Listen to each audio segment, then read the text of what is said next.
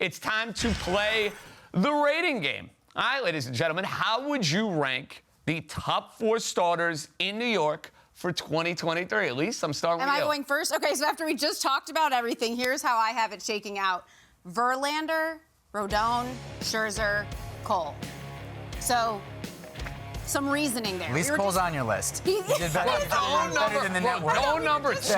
I know, so, okay, so we were just talking about Cole and everything we value and all of that. So the reason I have him, I want to point this out. I have so many things going on in my head right now. Okay. If the question was I have a postseason game, I want to start one pitcher, I actually would probably go with Cole. But for this exercise, if you will, I put him last. I do look at the home runs he gave up last season. You're comparing him to like the best of the best in New York and in baseball really here.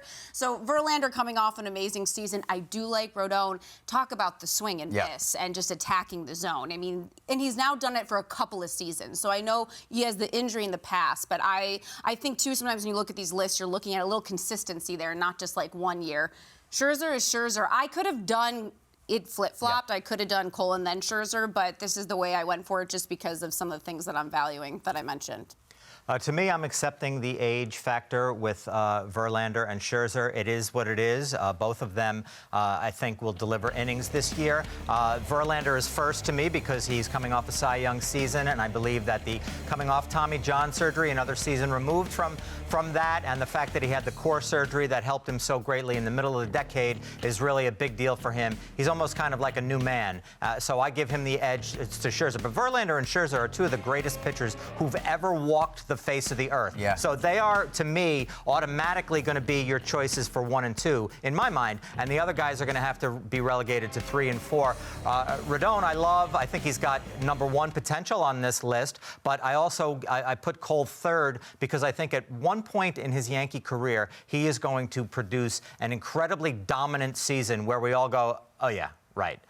He's been really good. I'm not saying he hasn't, but I think he may be. This might be the year where he's got a little confidence boost coming off the playoffs last year. This may be the year he puts it all together, and we all go, wow, by the end of the year. Rodon is a nice 4 to me. So, Anthony, I agree with you on, I think you did more almost like a body of work lifetime rankings, right? So if I was doing it, I would have done it exactly the way you did because Verlander and Scherzer are the Hall of Famers currently on that list, and the other two haven't pissed themselves into the Hall of Fame yet. I'm looking at this, I guess, a little bit more current. My logic here is I had to go with Verlander because he's a reigning Cy Young winner, so therefore, number 1. Boom, he won one of the 2 Cy Youngs last year. I put Cole in it too, and then when I saw the ERAs, I thought, oh, this has already been printed up. Too bad for me. Twice what Verlander It doesn't look so good, yeah. Right. So I understand.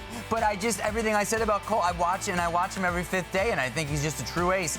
Scherzer's making the Hall of Fame, as I just said. You could easily put him 1 or 2 on this list, but I'm now going on durability for 3 and 4 because this is so hard to do. This is one of those exercises. I didn't call a scout on this. When you call a scout and give him these 4 names, say who's better, the scout would laugh at you and be like, they're all really good. Why are you bothering me? And that's kind of hard to. So it's hard to parse this, but I guess just because Scherzer and Rodon have the 2 biggest health questions based on what happened with Scherzer last year late and Rodon's history before the past 2 years, that's why they're 3 and 4, but really they're just all number 1s. Yeah. All right, Andy, I have a very similar list. 1, 2, and 3 is exactly the same, but I'm pulling a different name out for number 4. Okay. I'm giving some love to my guy, Nestor Cortes. I know he doesn't have the stuff of the other 4 guys, but this is a guy who's been an absolute beast since 2021. Let's not forget about that. And I'm with you as far as the durability. Verlander takes the ball every 5th day. Cole takes the ball every 5th day. Scherzer, at this stage, concerned about the health a little bit. We'll see about Rodon first year in New York.